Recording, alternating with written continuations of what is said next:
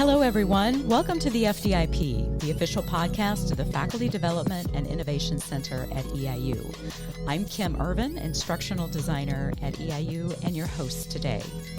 This podcast is to further promote teaching excellence through the sharing of information related to instructional design, teaching strategies, and innovation.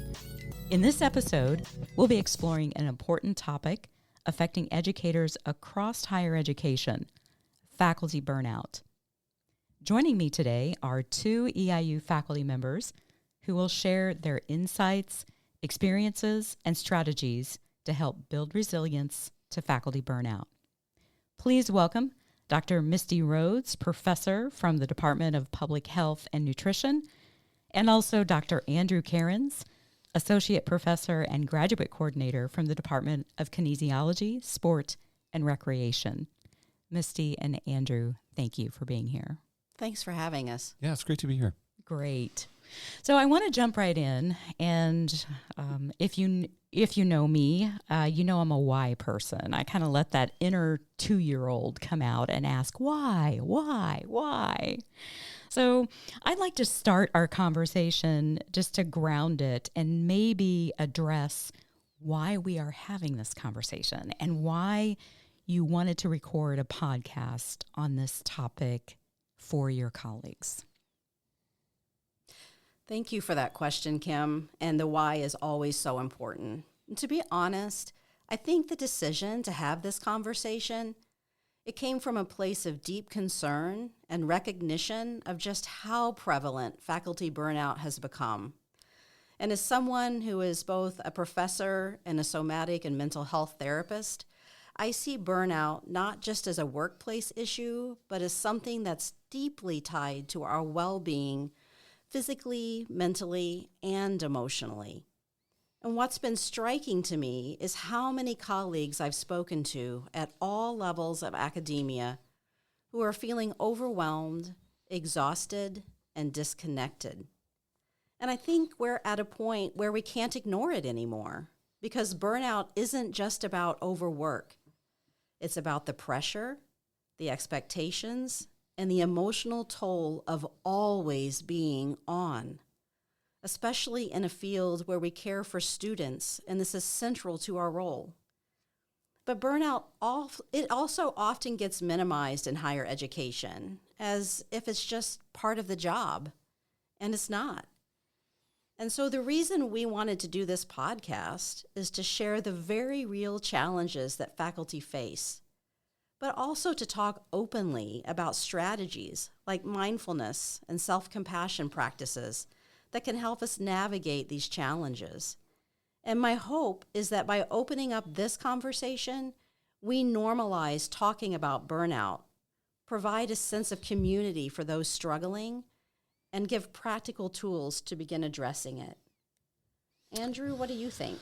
Yeah, thanks, Misty. I'll echo a lot of those comments about burnout. I think in higher education and frankly any teaching profession, there's this constant pressure and stress to be productive. And I think for many people, that mindset is really fostered during graduate school, and it's such a disservice to our personal and professional well-being.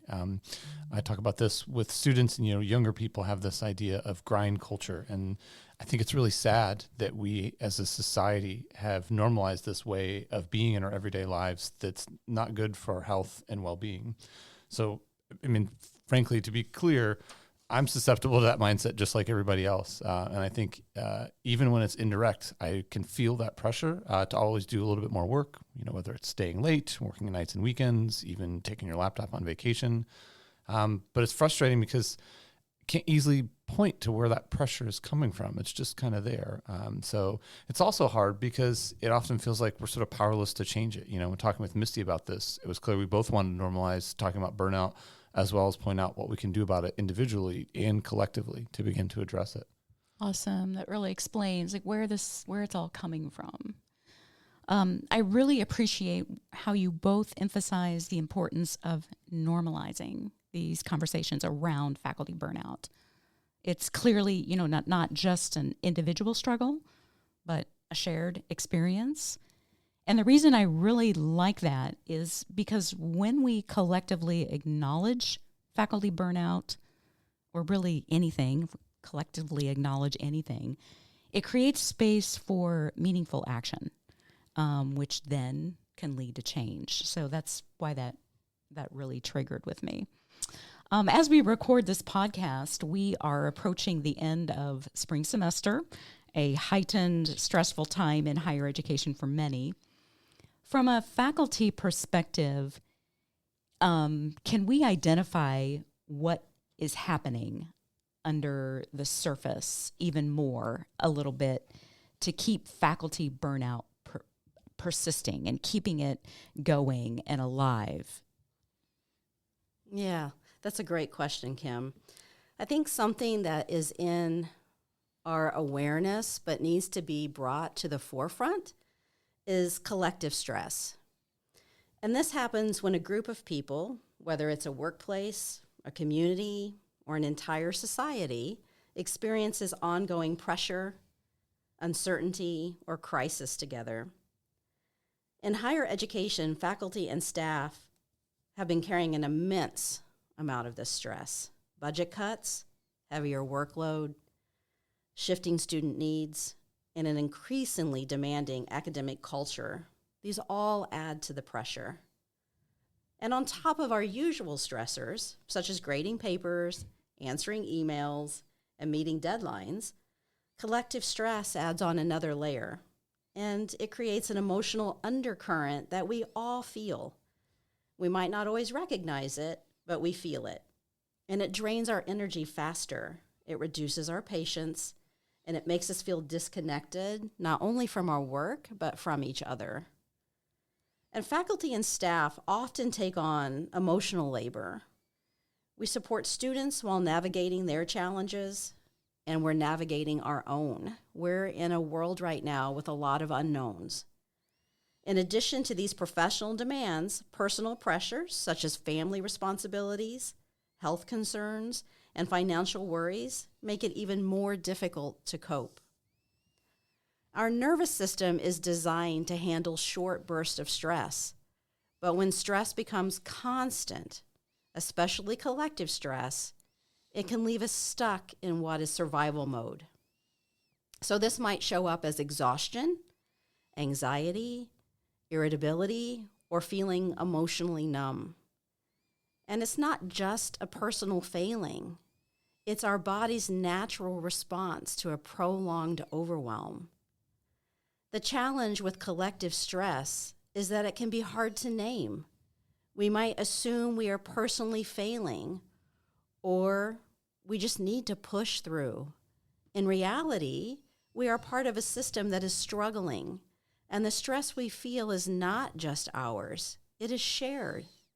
And recognizing this can be the first step in finding real support and solutions. And when institutions acknowledge collective stress and actively support faculty and staff, we can begin to shift the culture from burnout to sustainability. Misty, you touched on something there that I want to just dive a little bit deeper into because I think our listeners would benefit from this. Our body's responses to this. Can I ask how, maybe to expand on that, how have you personally experienced this emotional undercurrent? And really I'm asking both of you. You expressed some of the signs, anxiety in our body that we experience.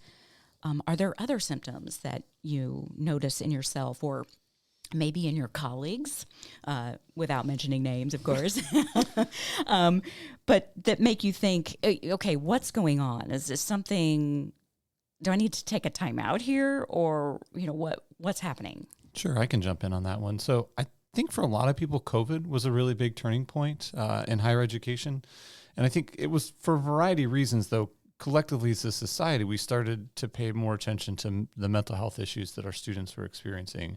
And obviously that was a really good thing, but I think what it also brought out is that our students were and still are not doing well, right? And we've had to really start facing that and doing something about it. So I just remember seeing students, whether it was in class or on a Zoom call during COVID, and people were just fried. I mean, they were just exhausted, whether it was physically, emotionally, intellectually. So like Misty mentioned, we as faculties, advisors, other sort of frontline staff spent a lot of time and did a lot of emotional labor to help students process what they were going through.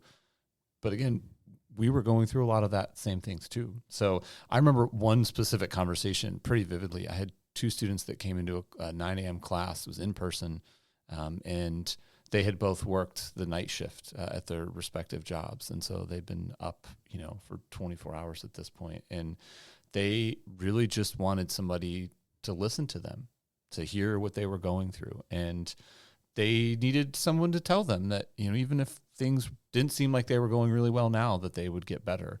And that was a really meaningful, really challenging conversation to have, because it has nothing to do with the content that I had planned for that day. But obviously, that's not what the students needed. So what they needed was to feel like this effort and this energy that they were putting into their education, that it was going to mean something, that they were going to be okay. And it's not easy when you can see that, I don't know what the end goal on this, right? So when you think about all the stuff that they put into it with school, work, extracurriculars, they want that validation. And I really tried, because, I care. That's why we're doing something like this podcast. We want to see our students do well.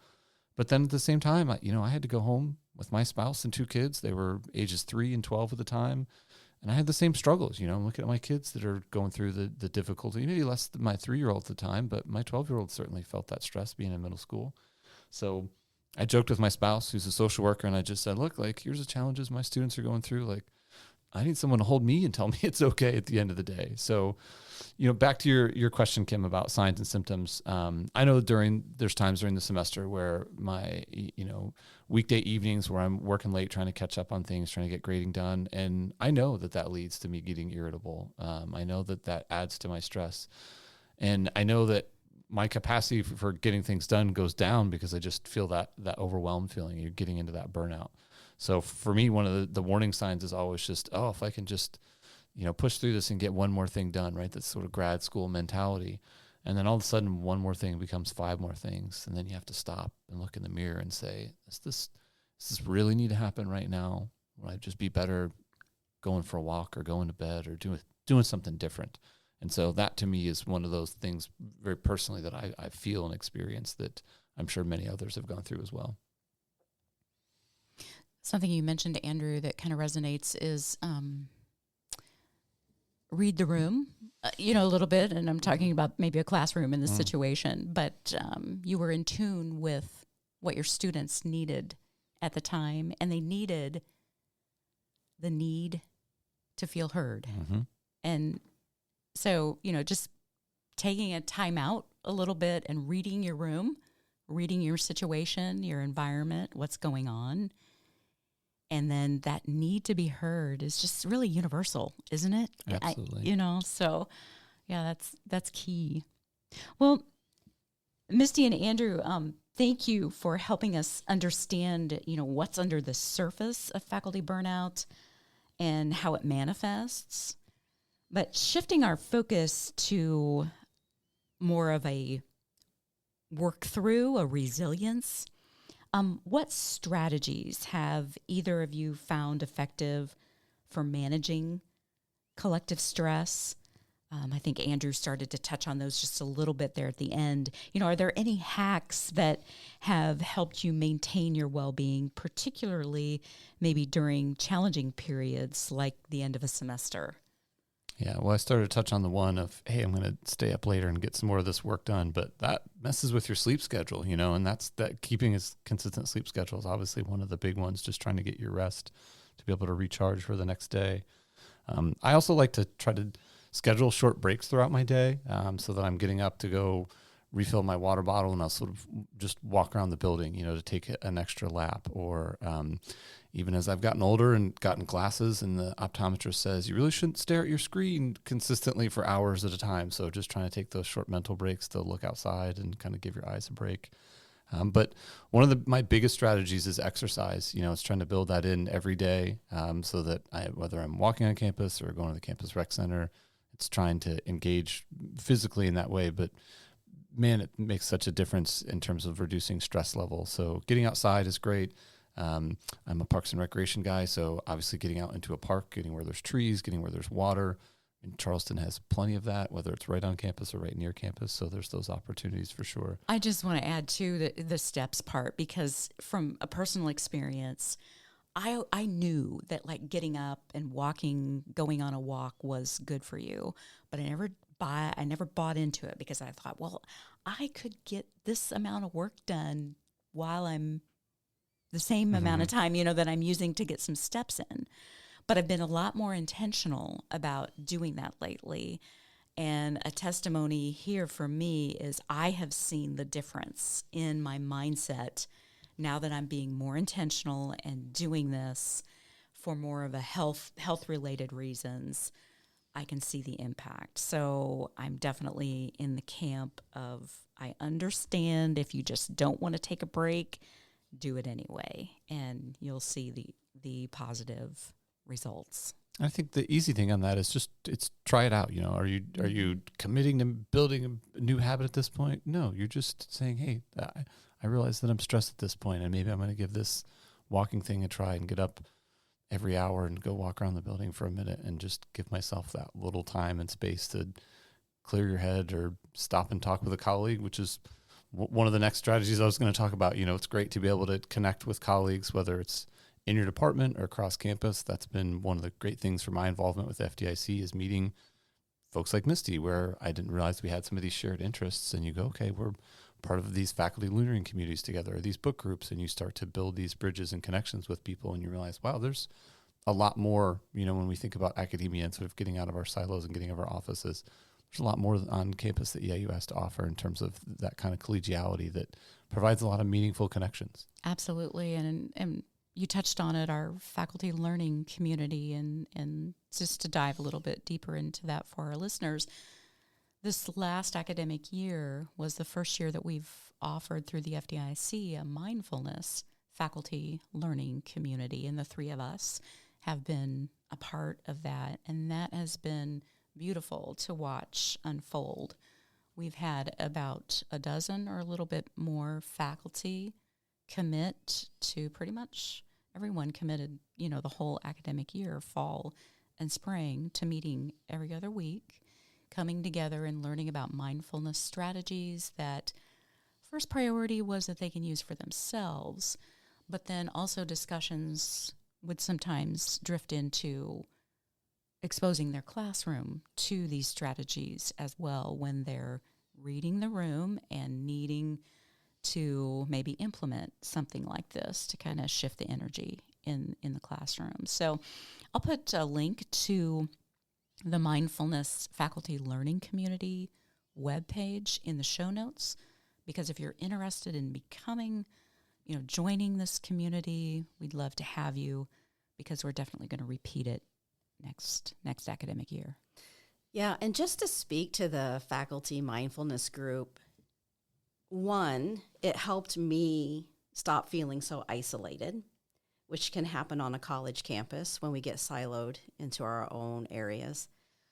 And the other thing is, we always talk about reading the room for our students, but we actually have a responsibility to read the room for each other. And Good so point. this group did that. And I want to say that faculty are the nervous system of a university.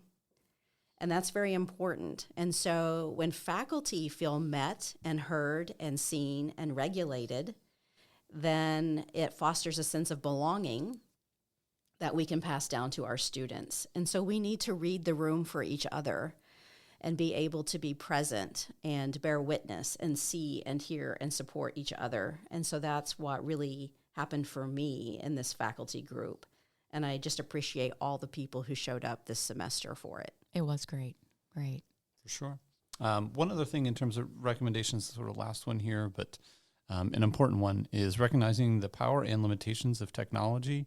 I'm sure we'll talk about AI in a future podcast when it gets into faculty well-being. But one of the things that I often think and talk with students about is, understanding that technology is great and we want to learn that so that you can be sort of knowledgeable about those things when you go out into the world, but also, understanding that smartphones and social media were designed to be addicting, right? They're designed to capture your attention. And so if you are not aware of that, or if that's not something that is sort of present of mind, that, again, does it mean you have to make some whole scale change? No, just means you have to maybe make a commitment to, hey, maybe I'm going to leave my phone in my office when I go for a walk, or maybe I'm going to turn my phone off for a little while if I'm trying to focus on something, and really embracing that and seeing what does that do for your well-being and for your quality of life. And I, again, am not perfect. This is one of my personal challenges to continue to try to use my technology less. And it really does make a huge difference in my life. I've noticed a noticeable change when I'm less focused on social media, less focused in on what's going on, that is sort of filtered through that device, and more just being present around other people. So we did talk about faculty burnout and staff, but burnout happens in everyone's life, including our students. And it's helpful to talk, but we really wanted to share with you a couple of ways that you can really help your nervous system at this time of year, or really any time, deal with burnout. The first thing I'm going to share with you is a path to regulating your nervous system, which is called glimmers.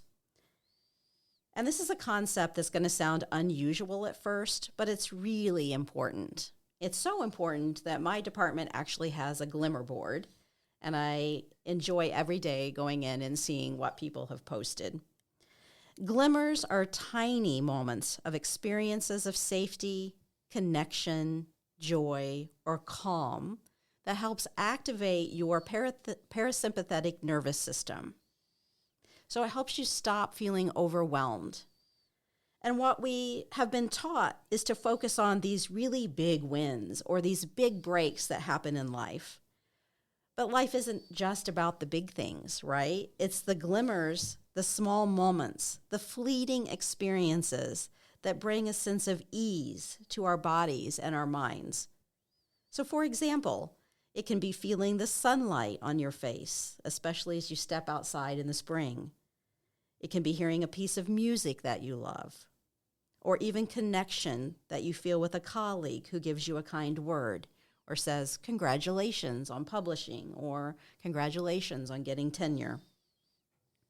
So these glimmers, when we notice them and we savor them, which means slowing down, it sends a message to our nervous system that we are safe and supported. And the beautiful thing about glimmers is that they are everywhere. So you can intentionally cultivate this in your day-to-day life. Pause and notice these moments, and this will help you start to regulate and support resilience. It's a simple shift of your attention, but one that makes a profound difference in how we experience stress. That's awesome. I love that your department does that. I know, I love it too. That is awesome. And that's something that you could incorporate too into a class. Yeah, I do that in my classes. And like students will even email me their glimmers like the following semester. Oh, that's great. That's awesome. It's exciting. That's awesome. And then you get to build with that. The second method that we wanted to share is called the STOP method. And it helps you pause for stress relief. It's simple. It's a technique to interrupt your stress and reset your nervous system. And it works like this. S stands for stop. Stop whatever you're doing. And even though this sounds simple, it is powerful. Our minds are in constant motion. We jump from one task to another. We don't even realize it.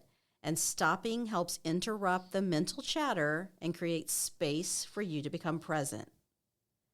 T, take a breath. Not just any breath, but a deep, intentional breath. Feel your rib cage expand and activate your parasympathetic nervous system. You can inhale for a count of 4, hold for 4, and exhale for 6. This kind of deep breathing will calm your nerves and signal to your body again that you're safe. O is for observe. Take a moment to observe what's happening in your body and mind. How do you feel physically? Where are your areas of tension? What emotions do you notice? And by simply noticing, you bring a sense of groundedness and control. And finally, proceed. After you've taken a moment to stop, breathe, and observe, proceed with more awareness. You have the ability now to approach your task or situation you're facing from a place of calm and clarity rather than a place of reactive stress. The time that I use this most is when I'm in a difficult conversation and I want to respond instead of react, and know that I'm not going to say something that I can't take back. I once heard someone say, and I can't think of who it was right now, but let your first word in your response be a deep breath. And that was very powerful. And that's exactly what you just said, Misty. There's power in the pause. Mm-hmm. That's great. Absolutely. Yeah. This conversation has been so, I think, needed. Obviously, that's why we did this. But it really helps normalize this topic.